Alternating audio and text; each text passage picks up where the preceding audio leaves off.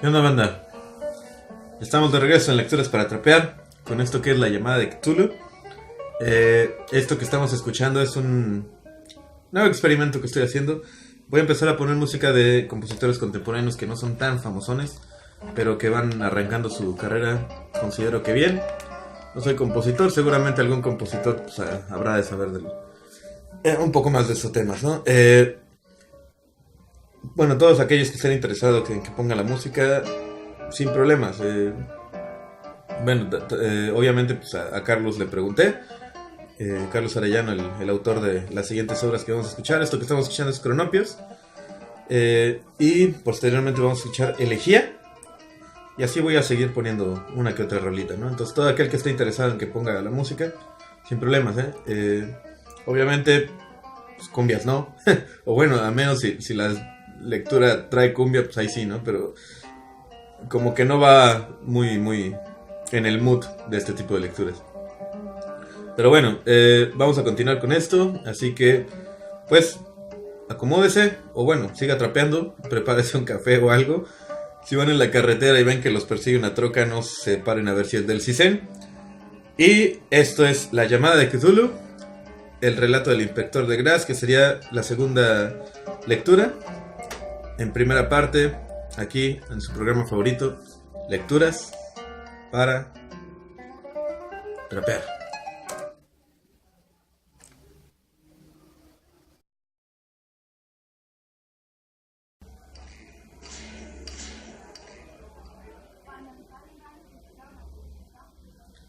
El relato del inspector Legras.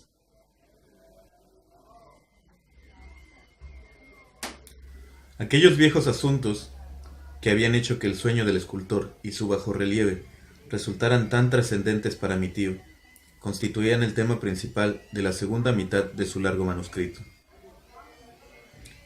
Parece ser que el profesor Ángel había visto ya en una ocasión y estudiado sin obtener resultados el diabólico perfil de aquella monstruosidad sin nombre, representada sobre aquellos desconocidos jeroglíficos, y que también había escuchado las terribles sílabas que sólo pueden ser transliteradas como algo parecido a Cthulhu. Aquella vinculación era tan horrible e inquietante que no resultaba nada extraño que el profesor asociase al joven Wilcox con preguntas y lo acosase con solicitudes de información. Esta experiencia anterior tuvo lugar en 1908. Hacía 17 años, cuando la Sociedad Americana de Arqueología celebraba su reunión anual en San Luis. El profesor Ángel, como corresponde a alguien de su mérito y autoridad, había desempeñado un papel importante en las deliberaciones, y fue uno de los primeros en ser abordado por los diversos profanos, aprovechando la celebración, que acudieron para hacer preguntas y plantear problemas en la confianza de que serían correctamente contestadas y resueltas. El cabecilla de aquellos profanos, que no tardó de ser el centro de atención de todos los congregados, era un hombre de mediana edad y aspecto corriente que había venido desde Nueva Orleans, en busca de cierta información especial que le resultaba imposible obtener de ninguna de las fuentes locales. Su nombre era John Raymond Legras, inspector de policía de profesión. Trajo consigo el motivo de su visita: una grotesca, repulsiva y aparentemente antiquísima estatua de piedra, cuyo origen era incapaz de determinar. No cabe pensar que el inspector Legras tuviera el menor interés por la arqueología, ya que por el contrario, su deseo de ser ilustrado al respecto estaba instado por motivos puramente profesionales.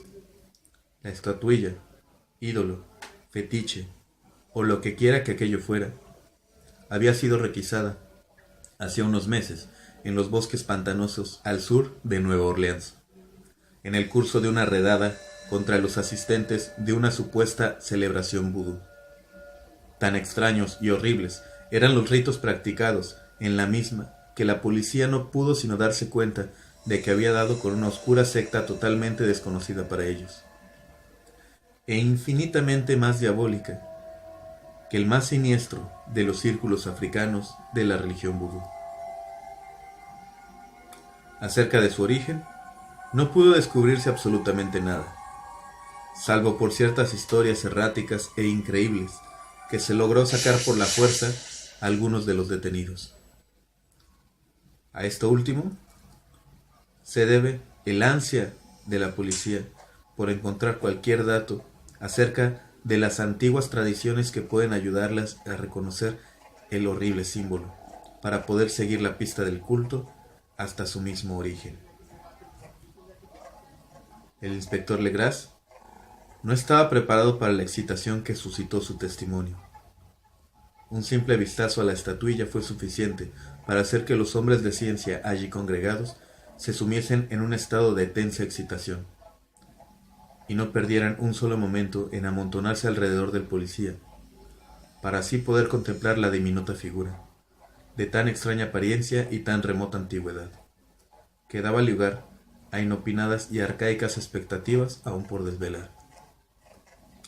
Ninguna escuela de arte conocida había alentado la creación de este terrible objeto, pero cientos e incluso miles de años parecían estar marcados sobre su oscura y verdosa superficie de piedra, cuya identificación resultaba imposible.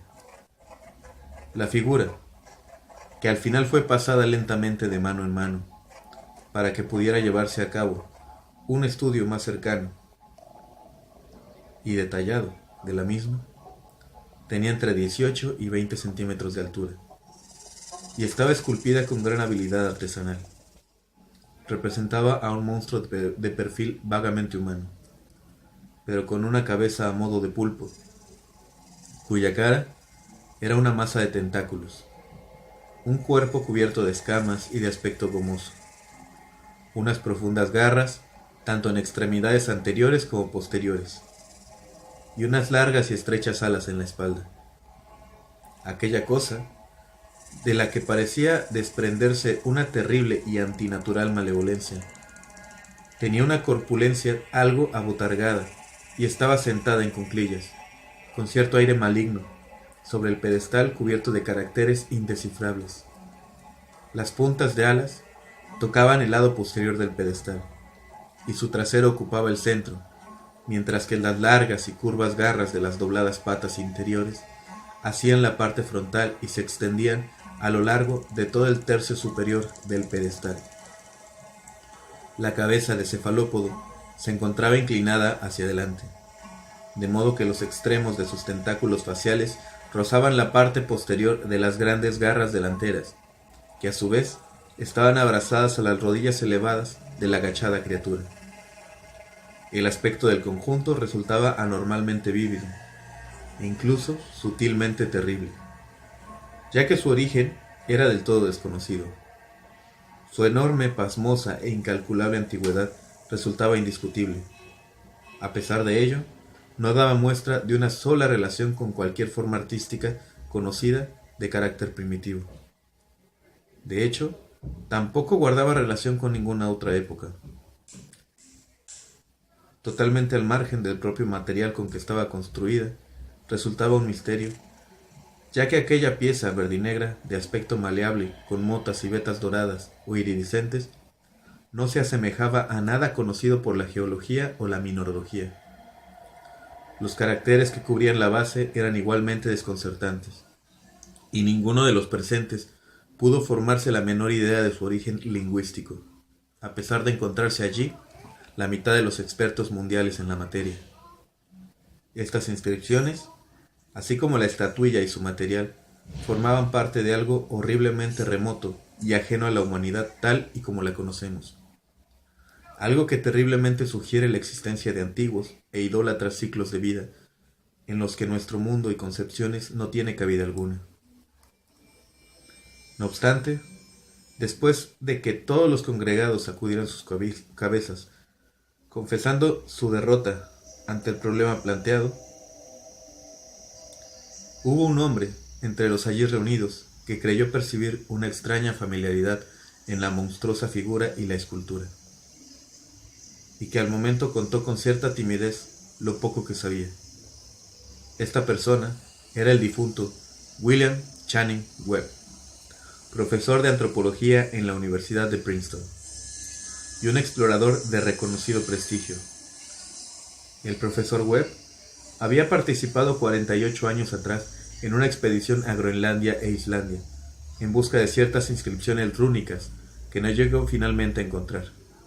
Mientras remontaban la costa occidental de Groenlandia, se encontraron con una extraña tribu o culto de esquimales degenerados, cuya religión, una furiosa forma de adoración al diablo, le hizo sentir escalofríos, dado lo deliberadamente sanguinario y repulsivo de sus ritos. Era una fe de la que otros esquimales sabían muy poco, y de la que solo se hablaba en medio de un gran pánico, diciendo que procedía de épocas horriblemente antiguas y anteriores a la creación de nuestro mundo. Además de ritos indescriptibles y sacrificios humanos, también se practicaban otros extraños ritos de carácter hereditario, dirigidos a un anciano demonio supremo o Tornasuk.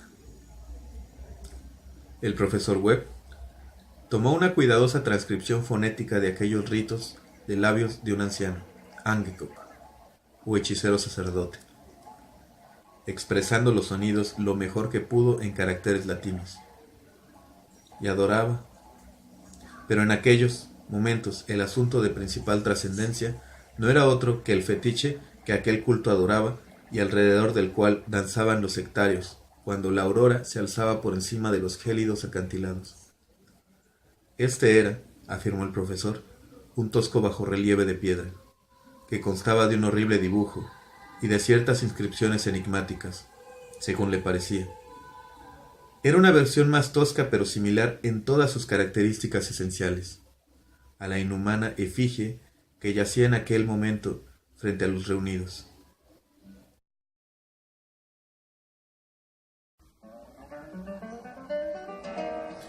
Y hasta aquí le dejamos por hoy. Tuvimos que cortar porque no sé cómo está el pedo aquí con el clima, pero cambiaron algunas de las rutas de descenso para los aviones del aeropuerto de Sevilla. Entonces hay un desmadre de ruido muy muy rudo, ¿no? Entonces va a tener que ser un video más cortito. De hecho creo que la semana que viene también van a tener que ser videos cortitos, precisamente porque hay que estar cachando el momento en que no pasen aviones, ¿no? Por cuestiones legales creo que no puedes preguntar cuáles son las rutas de aviación, no sé cómo se diga, no soy piloto, pero de todas maneras vamos a tratar de hacerlo, pues aunque sea cortito pero continuo. El secreto de todo buen matrimonio. Pero bueno, ya más adelante les seguiré explicando. Entonces, les recuerdo que estamos escuchando la música de Carlos Arellano. Esto es el primer cronopio. Lo que se escuchaba durante la lectura era La Elegía. Y seguimos aquí con lecturas para trapear en esto que es La Llamada de Cthulhu. Y por ahora les digo chao.